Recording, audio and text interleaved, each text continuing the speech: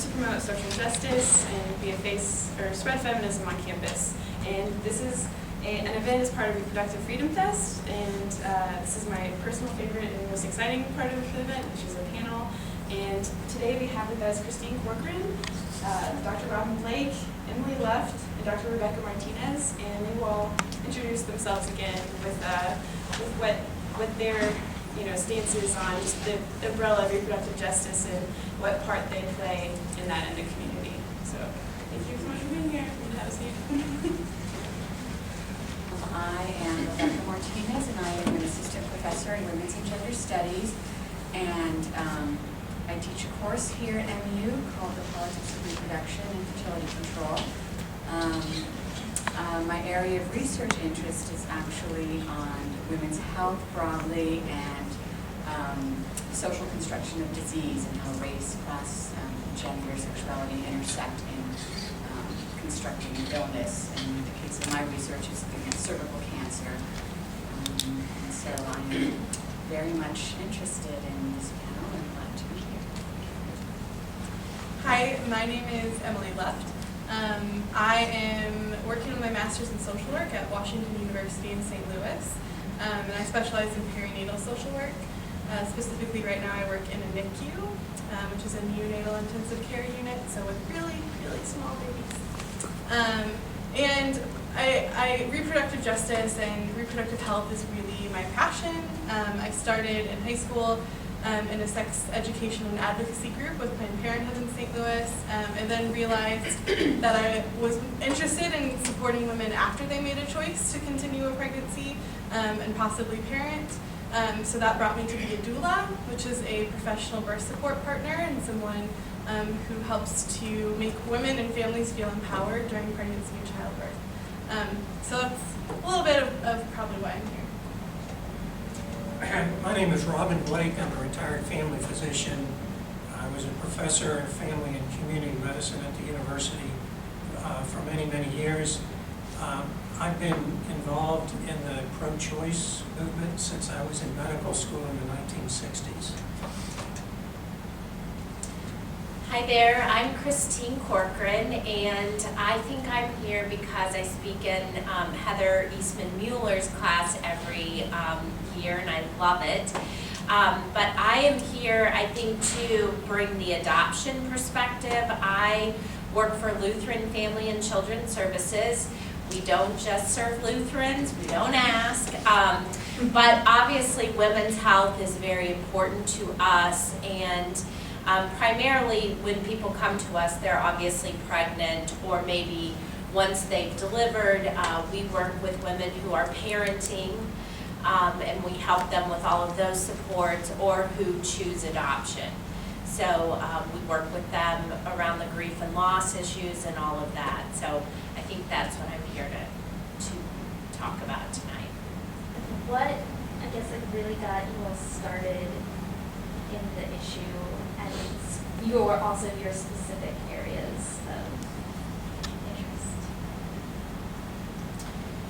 Well, I'll go first. I'm probably a little different than health in terms of I have a master's in social work and started working for the state about a long time ago, 25 years ago, and worked in the areas of foster care and adoption. And then when I started working at Lutheran Family, the whole issue of voluntary adoption came up, and because obviously with the state it's usually involuntary adoption, so kids are being removed because of abuse or neglect, and with voluntary adoption it's really a powerful, amazing thing for women that think that's the right choice for them. I'll just add that part. It's a very selfless and loving decision for someone to choose and to have that power and control over those choices. I mean, almost all of the people that we serve did not plan to be pregnant, and so then it's sort of like, well, now what? And really all of the women that we see are far enough along that they are choosing between parenting and adoption.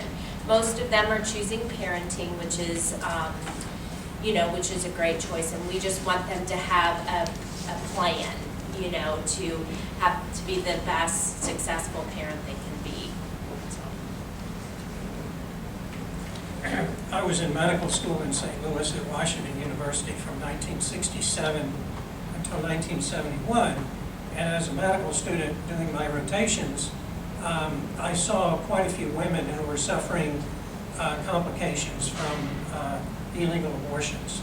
At that time, you can only get an abortion in the state of Missouri to save a woman's life. That certainly didn't stop abortions, but it made abortions unsafe. And I certainly saw a lot of complications from abortion. And there was a group of us, faculty members and students, nursing students, social work students, medical students, and other students, who were concerned enough about this that we started a program of helping women who wanted an abortion to get a safe abortion performed by a qualified physician. This was all illegal. My role was to do some counseling and explaining to women who had chose to do this. I don't know how many women we served. I counseled probably a half a dozen women. It was an interesting experience because I had some preconceived stereotypical ideas about who had unwanted pregnancies and who wanted an abortion. And most of the women I talked to were very much like my wife and I. I remember one woman in particular, she was a graduate student, her husband was a graduate student. They felt like they couldn't afford a baby. And as I was talking to her, I realized this could be my wife. Fortunately, my wife didn't have an unwanted pregnancy. And so I had this misconception that a lot of women seeking abortions probably were screwed up and having psychological problems and in very unstable social situations. And that was true of some of them, but a lot of these women were not. They were kind of like you. They were students, they were graduate students, they were young people. Some of them were married and some of them were not married. And one of the things we did as a group, there was a state legislator who very bravely introduced a bill in the state legislature in 1969 or 70 to allow abortions in Missouri to protect a woman's health, not just to save her life. And a group of us went to Jeff City one evening and we testified in front of a committee that was hearing this bill. And one faculty member testified and one student testified, and I was the student who testified. And I was told by the chair of the committee that I wanted to kill babies, and therefore I should not be a doctor. It was a disgrace to think that anybody who wanted to kill babies was going to be a doctor. That was kind of my introduction to the political process relating to abortion. In 1986, Missouri has kind of led the country in some ways in developing restrictions on abortion. Some of the restrictions that we're hearing about the last couple of years in various states, Missouri has had for a long time.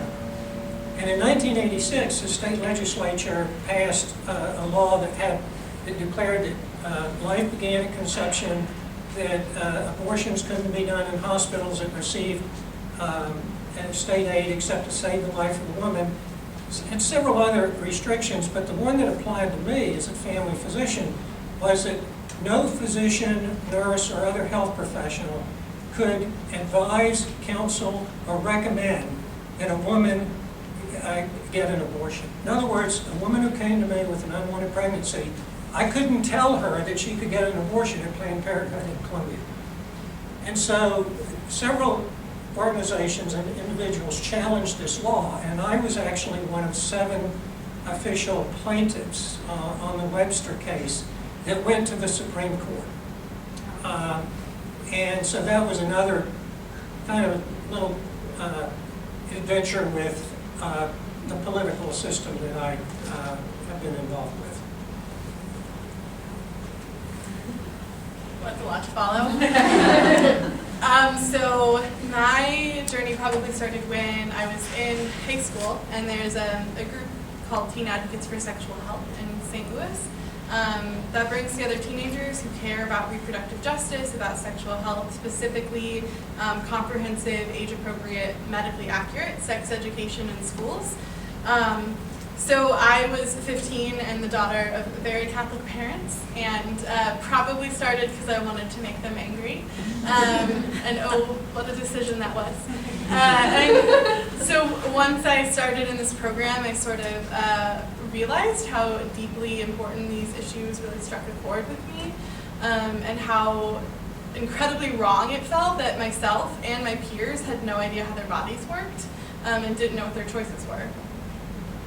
So I now am one of the facilitators of that program, which is great, because I get to sort of bring up a new generation.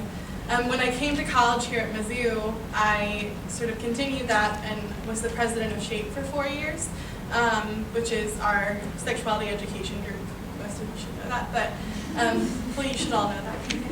And so that was great and important, and really sort of fulfilled that part of me that believed that information about your body and about sexuality, including how to prevent pregnancy, how to prevent STIs, and also how to enjoy your sexuality, is a basic human right. And so that was a wonderful, fulfilling part of my time in undergrad. But I sort of felt like that wasn't enough for me. And while advocating for safe and legal abortion will always be sort of the pinnacle of who I am, I felt like it couldn't stop there for me. And so I'd always been interested in obstetrics, in childbirth and pregnancy, and sort of realized there was this role that I could play outside of medicine, both as a medical social worker, which is what I choose as my profession, and as a doula, which is what I choose to like feed my heart. And that there was a way that we could continue to support women during their choice to continue a pregnancy and to give birth, and also that there is this entire world that we weren't talking about very much in the reproductive justice movement about choice in childbirth, and that childbirth does not just have to look the way that it does in the movies, and that how it looks in the movies is not very good for women, and it's not very good for families, and realizing sort of how failing we are as a country in terms of our perinatal health, so maternal mortality, infant mortality, things like that, and that clearly the system's not working.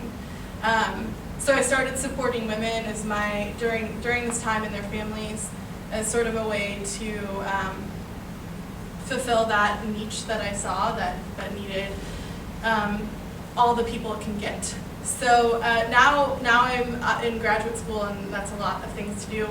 So most of my reproductive justice energy now is focused on what I see happening in the NICU, and what I've really seen there is the importance of prenatal health care as another part of the reproductive justice movement, and supporting women and making sure that they have healthy pregnancies is so important, and something that I think should be a priority and very much fits into sort of a praxis of choice about these things. So it's been an interesting journey, I think, for me from high schooler who just like wanted to know what a vagina was to where I am now, and it's been a fun ride.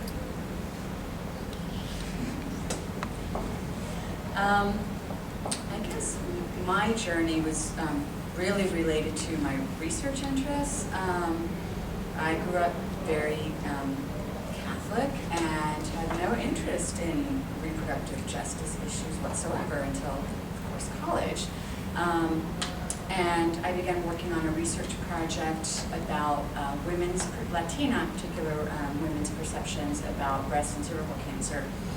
And part of the research involved looking at interviewing doctors too, so that from an anthropological perspective, you don't take information as neutral. So doctors also are part of our culture and have a perspective on risk factors that are culturally embedded. So we were looking at risk factors, and I found some very startling things in that research related to cervical cancer risks. And they were very much, at the time I was doing this research, embedded in sort of moralistic perceptions about women's sexual behavior. And promiscuity was actually used as a legitimate risk factor in a lot of the discourse. And so I found that very problematic and began to be really interested in patient-doctor interaction, how race, gender, social class influences those interactions in healthcare. And then I went to Latin America, to Venezuela, to look at the social construction of cervical cancer there. I've gone to many Latin American countries that have high rates of cervical cancer, and it's one of the cancers that is most easily treated in its early stages, but many women in Latin America and in Africa die of this cancer. So I spent a year there on a Fulbright looking at this and doing an ethnography in 2 oncology hospitals. And from there, just my interest really grew in a general understanding of women's health and issues of race, class, gender, sexuality, how we can improve women's health and sexual health and reproductive health.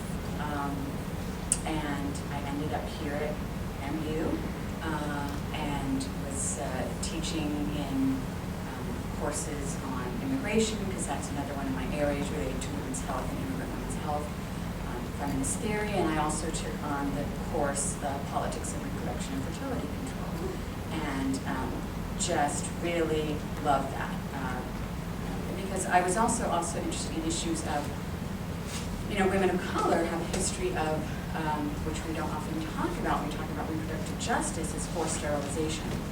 So I'm also very interested in that and having a more holistic understanding of what it is when we're talking about choice. And so I've taught that course 2 times now, and I think it's really important to get factual information out there and to really take on some of these stereotypes about women, and as the doctor who was saying, Dr. Robin, about just perceptions about women. And it's interesting because recently somebody who I know, a colleague, posted on their Facebook page a response to Governor Brown's recent signing of a bill which promises to increase abortion providers and to have people other than strictly OBGYNs performing abortion so that there's greater access. And we know that, who is most largely affected? If you have the resources, you can probably go somewhere else to have an abortion. But if you, it's women of color, it's, poor working class women who are affected. In Missouri alone, stats from 2008 show that 97% of Missouri counties had no abortion provider. So it's a real issue. And his posting was, I'm a liberal progressive, but I don't think that we needed this kind of law. If women need such access, maybe we should be looking at education more and teaching people to be responsible and learn how to use condoms. And I thought, wow, and this is coming from someone who just defined themselves as progressive on health issues. So I posted a little facts, facts as I tend to do. I get a little carried away sometimes. But this idea that, it's these irresponsible women. Well, we know, and the Guttmacher Institute, suggests that about half of pregnancies are unintended. So how is that for an explanatory power reason? Half of, you're just all, irresponsible. Well, that doesn't really take us very far in terms of really understanding what's going on in explanatory power. So we still need to do this work. And we see with the legislation that's happening, 2011 was the biggest year for the policies that were introduced to restrict women's access to abortion. And, it got a little bit better, but it's still really bad right now. And so I feel very strongly that we need to protect women's health in this way. So one of the barriers that FSU faces on campus with the concept of, reproductive justice is that when we're approached by students, they always want to know what is your pro-choice opinion, and they're always referring to abortion. And so one of our missions is to let everyone know that choice encompasses all sorts of things, like choosing to be educated where and who you marry and all these things. But I know you've talked about it a little bit, but what does choice mean in your specific area? I know, Emily, you're talking about choice over like home birthing or hospital birthing or choice over adoption. I guess I just want to know what that means to you, and because we have a sign that we always carry that says freedom is choice, and so maybe you could elaborate on that a little bit. If someone else has a follow-up question. I have this story from the first time I ever went to attached meetings. My 15 years old, knew nothing about anything really.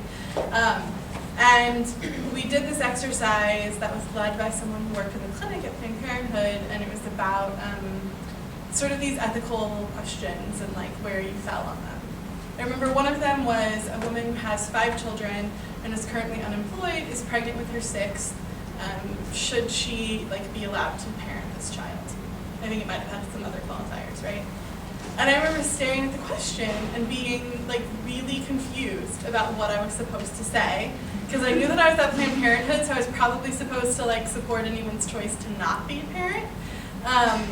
But I didn't realize that part of being pro-choice is an integral part is supporting someone's choice to parent or someone's choice to continue a pregnancy and choose adoption. And so I think that was the first time I had this light bulb moment that being pro-choice is not just a political stance about the legality of abortion care, but really sort of this more holistic view of supporting women's and families' choices about what their reproductive lives should look like. And that includes sort of what you spoke to, Allison, in terms of their education, choices about spacing pregnancy, having pregnancy, about how to birth, and about how to parent. So I think it's sort of, I think I continue to evolve my understanding of what being pro-choice means. And I think that's one of the things that's exciting about the movement is that we're always learning more and doing more. I'm an old guy. I graduated from high school in '63, college in '67, medical school in '71. My wife and I started dating in the 10th grade, and we've been married for 46 years. And we just recently went to our 50th high school reunion, and it was interesting. And there were hundreds there were 500 in my high school class, and there were several hundred of us there. And when I found out what people had done with their lives, there were no women from our class who were lawyers, physicians, ministers, business people. There were a lot of men. The women had been secretaries, nurses, librarians, homemakers. And I'm not disparaging any of that.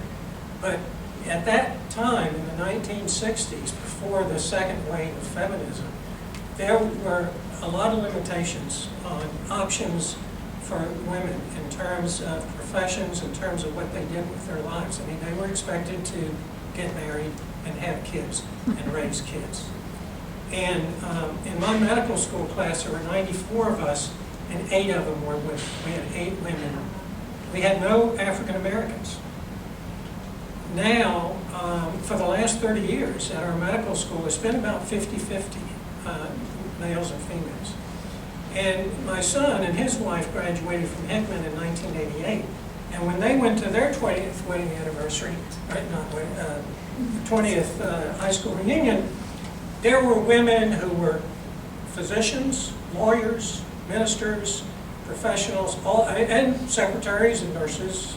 But it just kind of dramatized to me how far we've come in terms of opportunities for women. Now, I don't think we're there. There are still limits and glass ceilings and stereotypes and limitations, but I think the choices, if you want to define choices very broadly, even outside of the realm of reproduction, but certainly within the realm of reproduction. I mean, the birth control pill became available in like 63, 64. And that really was kind of revolutionary. It's not that we didn't have sex back then, we had sex. And some of my classmates got pregnant. And the notion back then was that the pregnancy was punishment for having sex. And you had to man up. You had to accept your punishment and continue the pregnancy and have the baby. And I think that there's still a lot of that in the anti-choice movement now. If you listen carefully to what they say and they talk about responsibility, is what they're really objecting to, at least some of them, not all of them. I mean, I have friends who are what I would consider truly pro-life, in that they're, you know, opposed to abortion, but they're opposed to capital punishment and war and other forms of what they consider to be violence. I'm not talking about them. I'm talking about the George Bushes and a lot of the politicians who, you know, I think the reason they're opposed to abortion, it doesn't have anything to do with the fetus. I don't think they care about the fetus, because once the fetus becomes a baby and a child, they kind of forget about it. But it has to do with women having sex without suffering the consequences of the sex. And that was a prevalent attitude when I was growing up, and unfortunately I think it still motivates a lot of the anti-choice movement today. But getting back to the issue of choice, there's a lot more choice, I think, particularly for women, but maybe for men too. I've kind of lived through this. I've also lived through the civil rights movement. I grew up in the South. But that's, you know, another issue. For me, I think I like to think about choice and remember context, because a lot of times when we think about choice, we think about individuals making decisions as sort of a rational choice model. And I think it's important to remember context. One of the books that I actually have my students read in the Politics of Reproduction is by Edith Lopez on forced sterilization in Puerto Rico. And what they find out by reading the book is that many of the women were actually choosing sterilization. And so it's like, well, how could this be? You know, how can we talk about choice in this more complicated way? You know, and so introducing the concept of structural violence. You know, what are those experiences that limit?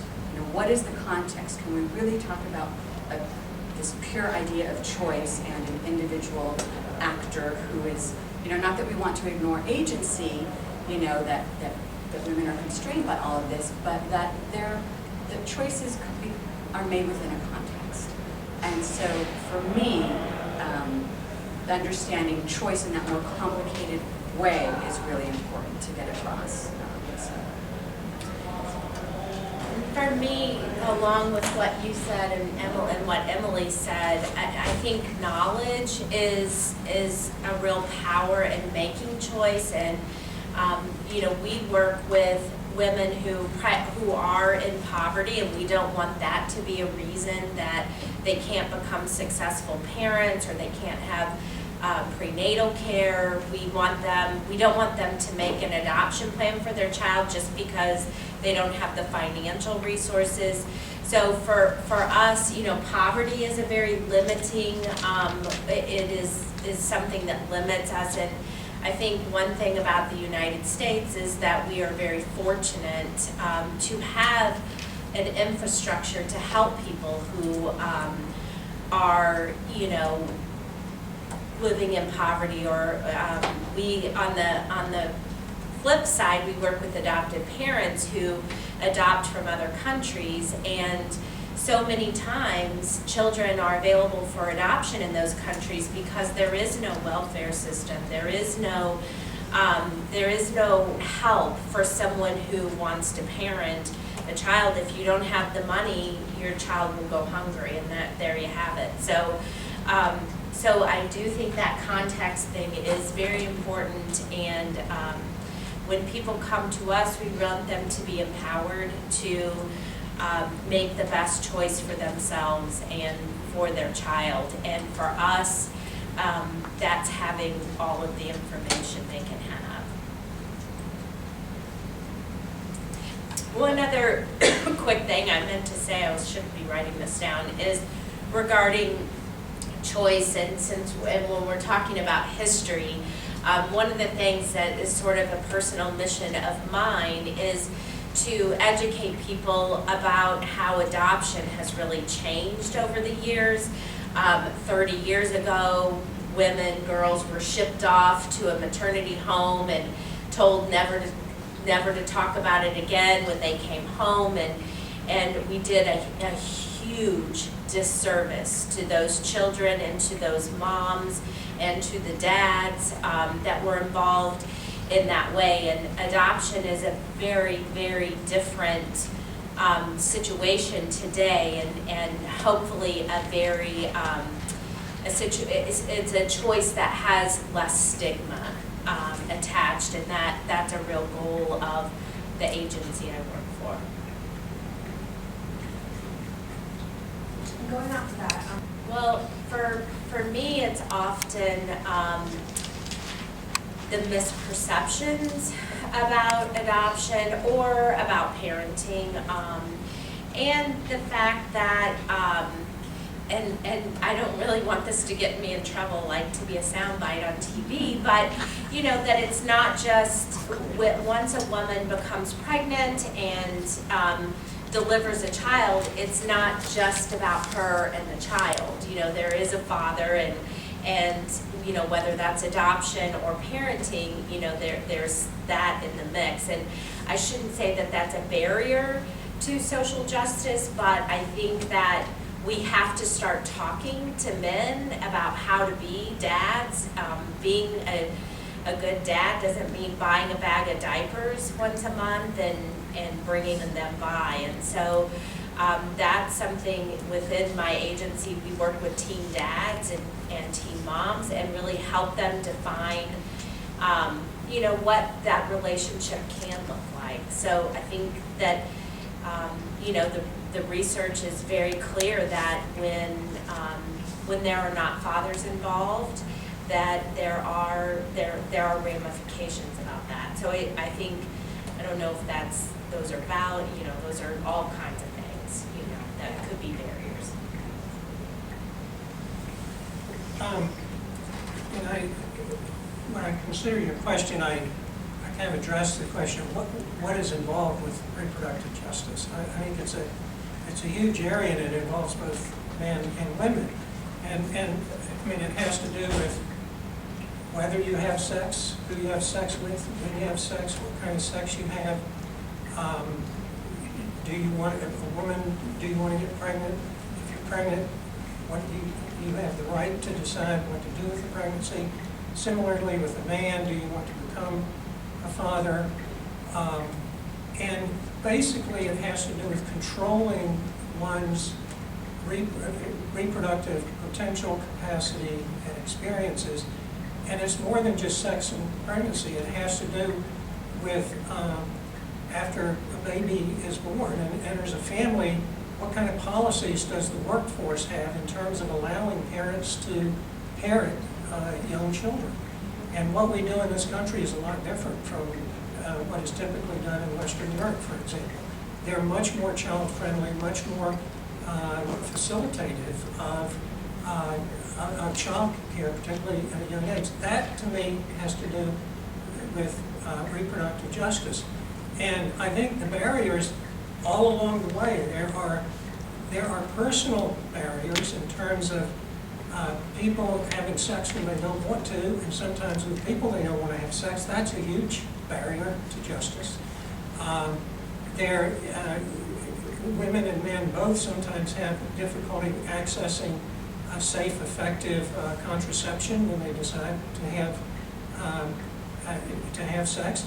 There's the whole business of getting accurate information about sex and sexual development, and you know, these abstinence-only kind of programs. I mean, those are barriers. There are huge political barriers, which we are very aware of in terms of access to contraception and access to safe legal abortion services.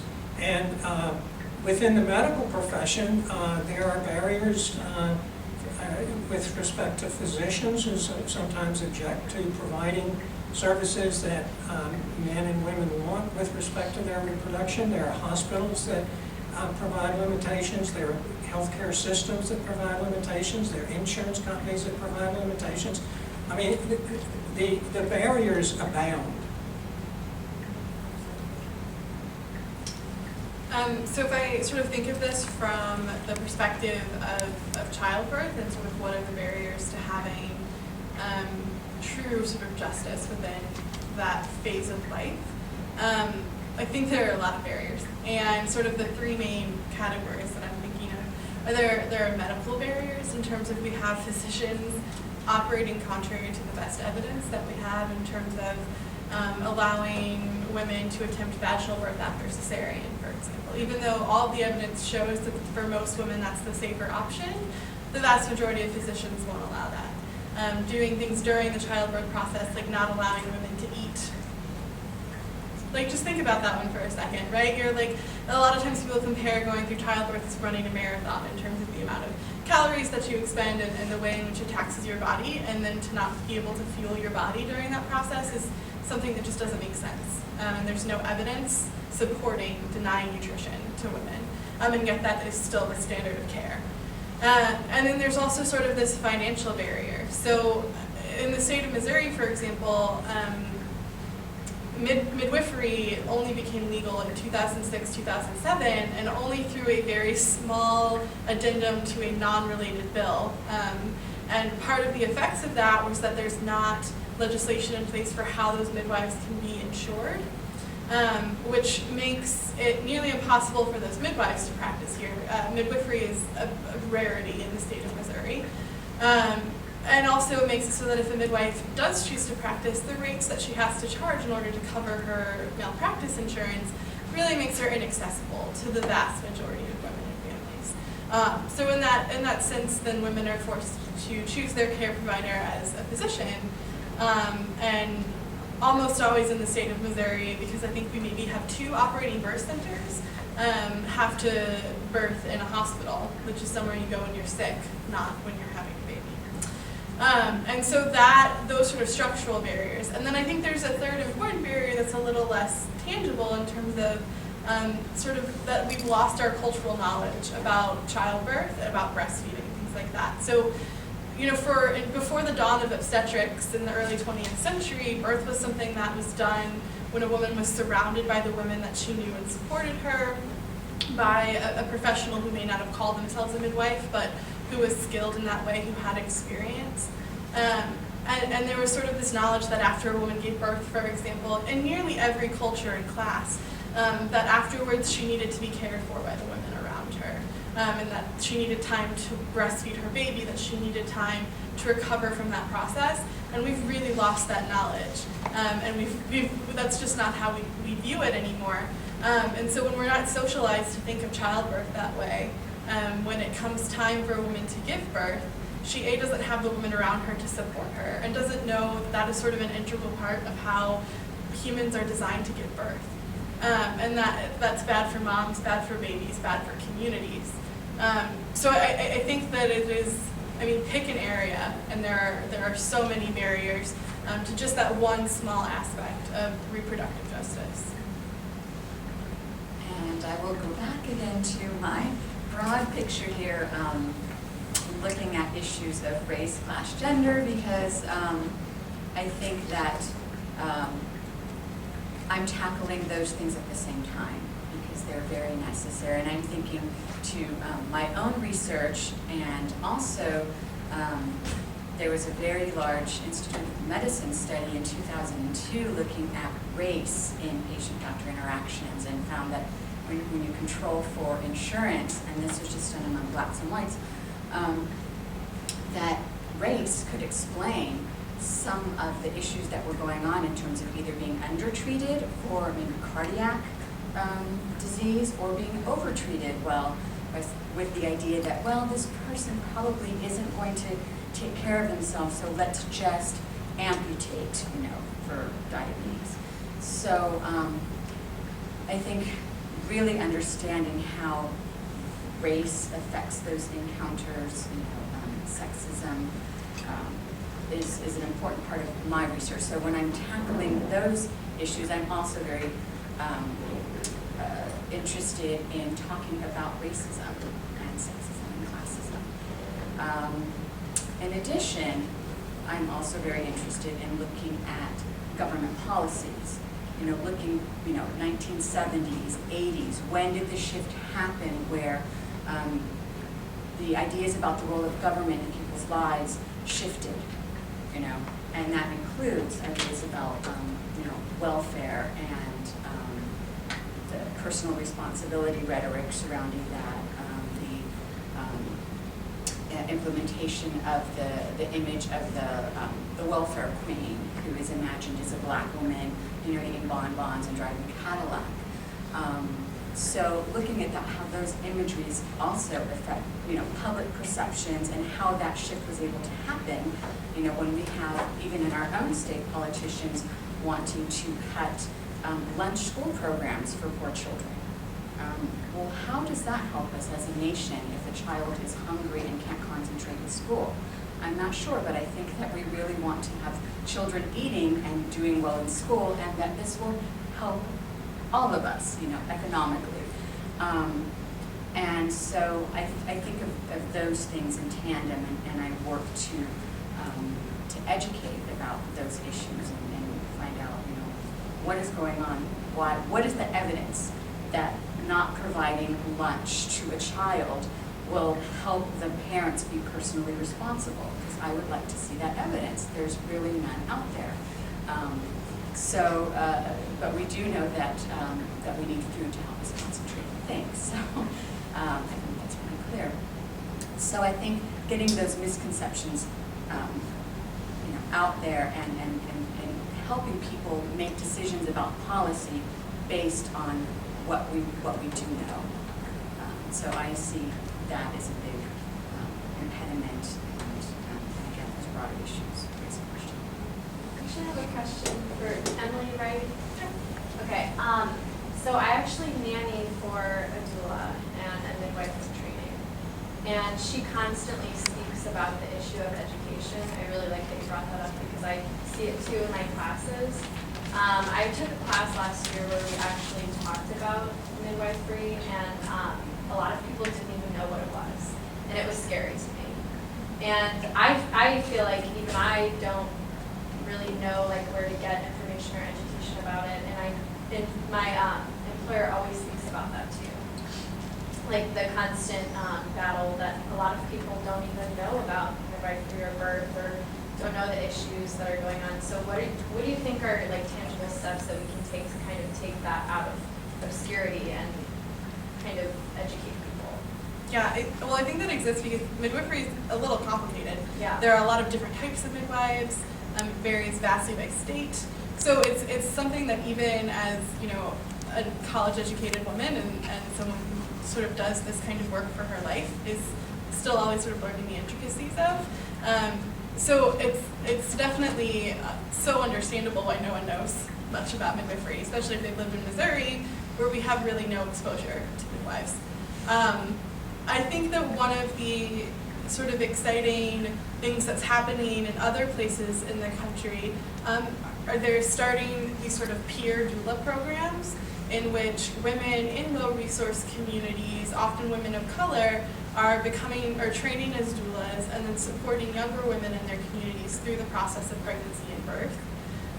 And so it's sort of this model of identifying key players in the community that care about this, giving them the resources and the education to then go be ambassadors to their community, which is very effective because the reality of sort of empowered birth midwifery doulas is that it's a whole lot of white women, and that's not always the best to reaching communities that often most need information about childbirth and pregnancy. So I'm really excited about the notions of those programs and what they're doing, and so far they're showing to be wildly effective in terms of reducing cesarean sections, increasing breastfeeding rates, all of which are important to a child's overall health, and then an adult's overall health. So it saves our country money, it's all kinds of good things. And so I think really focusing on going to communities in which there's a want and a need for information about pregnancy and childbirth. I rarely meet anyone who, when I tell them what I do, isn't like, oh, can you explain this to me? Or let me tell you about my birth. I've heard hundreds of birth stories that I never asked to hear, which is fine, because everyone wants to talk about it and no one has the space to. So I think that using programs like that, going into services that we already have in those communities providing prenatal care, and really focusing on education that's not just telling them to show up for their diabetes testing, but also explaining what's happening to their baby at this stage of gestation, what to expect during birth, how to think about birth, the history of how women birth, things like that. I think that's really powerful, and my hope of how this work will continue to go.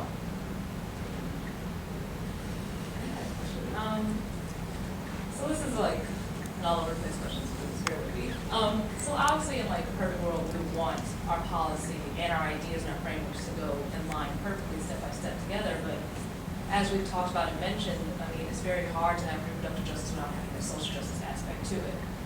And there are always instances where a policy would be in place, but in that situation or in that population, they may not be ready to adhere to that policy, because so there are discrepancies where like the thought process is, yeah, I know this is the rule, but I don't believe in it, so I don't really want to dole it out and support it. So I guess my main question would be like, what are your thoughts in terms of achieving reproductive justice? Would it be more so focusing on the policies and having more policies in place, or would it be more so on focusing on informing population citizens so they can prompt themselves to go and further out more social justice?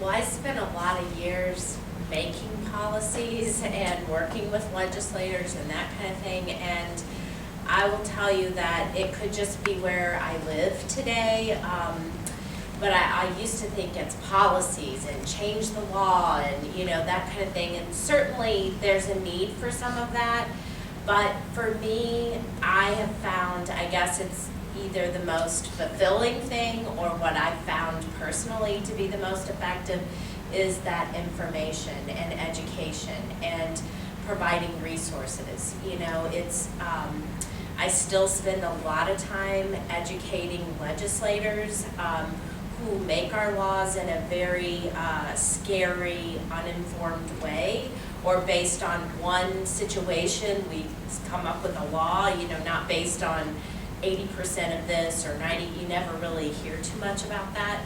So I think that where I see the biggest difference is through that information and education. For me, I think I really feel they need to go hand in hand because, and I'm just thinking of, you know, I teach my immigration course, and the 1996 law that's actually called, if I get it right, the Immigration Personal Responsibility, and there's another keyword in there, Act, but named in that way actually to propose, and what they did, even for people who were U.S. citizens, you can't sort of apply for social service programs until 5 years after that. And so the restrictions to that, I think, yes, we do have those services out there, and I think people don't know about them, and that's one of the problems. But also, we have 1 in 5 children in the U.S., you know, living in poverty. So something's not right there. And as we sort of keep limiting who can have services and limiting, you know, and increasing the rhetoric and limiting the services, that's a very bad combination, and people are, you know, getting stuck. I'm really interested in immigrant issues, and they seem to be the targets. And in fact, it's very interesting that in California, the Proposition 187 specifically targeted women, pregnant women, that you should not have access to prenatal care. And so you have to think, well, why is that? Why is it that women are targeted in anti-immigration? Why is women's reproduction targeted?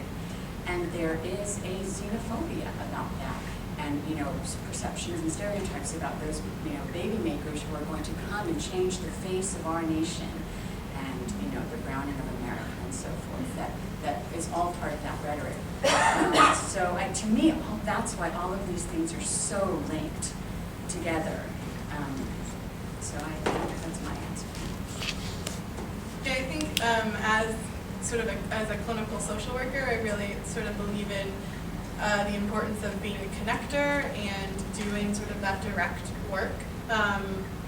But I'm very thankful to the people who believe in the importance of policy, because if I am working with a client and sort of getting them very excited about the possibility of having a birth that is not scary, but rather, an important part of their life journey, but then they get to the hospital and refuse an intervention that they know the evidence doesn't support, they're still at risk of having a doctor call for a newborn check from the Division of Family Services. So there needs to be sort of the policy behind that. There needs to be, and there's not always. So there are a lot of programs that there needs to be more education about, and so sort of focus there. But there's also a lot of areas in which it is difficult to encourage women to advocate for themselves when it's hard to say with certainty that the law defends their right to do so. I don't see it as an either or. You have to do both. You have to address the law, policies. Laws are extremely important. I mean, the fact that abortion is legal is very important. I remember in the 1960s when it wasn't legal. But that's not enough. I mean, you have to deal with people on an individual basis. And it's very interesting to me to see what's happened in the last 10 to 12 years in this country around gay and lesbian rights. I mean, a majority of people now are supportive of gays getting married. 12 years ago it was probably 25 or 30%. Why is that? Why has there been such a huge change? And I'm convinced that one of the major reasons, I don't know if it's the major one, but it's one of the major ones, is that people, straight people, realized that they were dealing with gays every day in their families, in the workplace, and they had all these stereotypical ideas about what gays were. And it's Joe who sits next to me in the cubicle, or it's my next door neighbor, or what it did is it showed that these people who were stigmatized and hated because of the stereotypes are the people who live with and work with and play with and do things every day. And somehow we need to figure out how to create that kind of thing with respect to reproductive justice. It's a very different issue. Now, let me just be the pessimist that I am. I mean, we're never going to have harmony in this country over these issues. We've had cultural wars for several hundred years. I mean, you talk about doctors and midwives fighting. This started 200 years ago. And some of you may not know it, but abortion was actually legal in the American colonies. And it was legal in this country at the time the Constitution was written, and until about 1860. And between 1860 and 1880 is when all the laws prohibiting abortion occurred. What else was occurring at that time?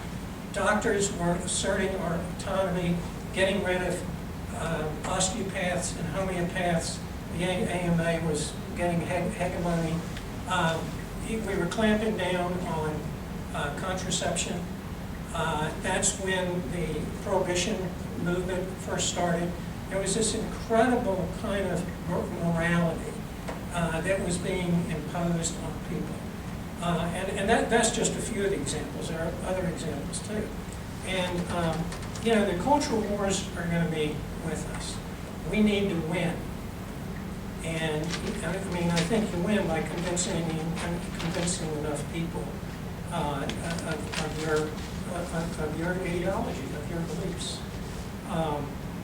But I'm under no illusion that this battle around contraception, abortion, women's rights is ever going to end.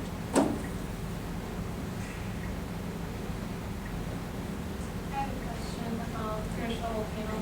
I know you kind of touched on men and reproductive justice, but I just kind of wondered if you thought men should play a role, and if they should, like what would that look like? Well, in terms of adoption and in terms of parenting, they do play a role because it takes two people to get pregnant. And I think that our society has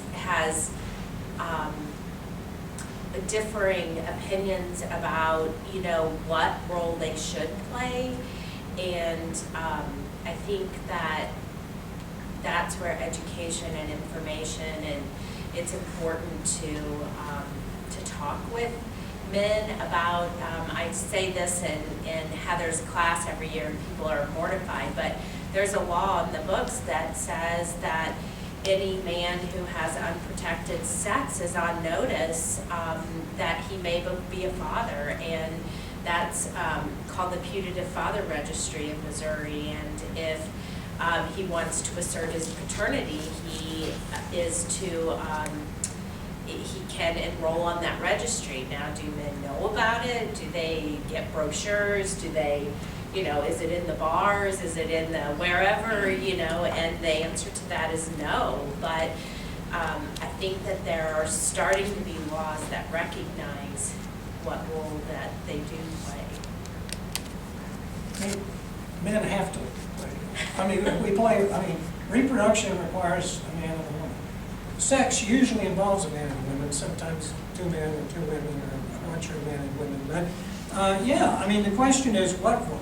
I mean, and I think traditionally men have tried to control the whole area of reproduction. I mean, I think throughout human history, men have tried to control women's reproduction because women can do this incredibly marvelous, mysterious thing, and that is get pregnant, carry a baby, and give birth, and we can't do that. But yet we care about the babies that come out, particularly the male babies, and we've cared about them throughout human history. So we need to control our women. Okay, that's been the role of men, to control the women. The father controls daughters, the brothers control the daughters, the husband controls the wife. And that has to change. I mean, that can no longer be the operable role. But I mean, we certainly have a role, and I think that a lot of men are struggling with this. I mean, it shouldn't be a real difficult struggle in most respects. But I mean, I'm 68 years old. I was taught to take care of my sister, who's 2 years younger than I am. She could take care of herself, but that was my role as a brother. And I carried that into adulthood, and I still have remnants of that, and it's going to be there. But I think that sons need to be raised differently than we were raised, and men are not the enemy. And a lot of men feel very defensive when they hear anything about feminism and reproductive justice and that type of thing. We shouldn't, but we do. And I can understand some of that threat and defensiveness.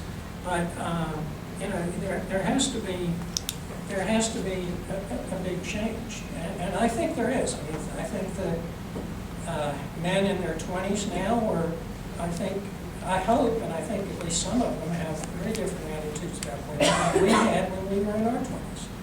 I mean, I see that.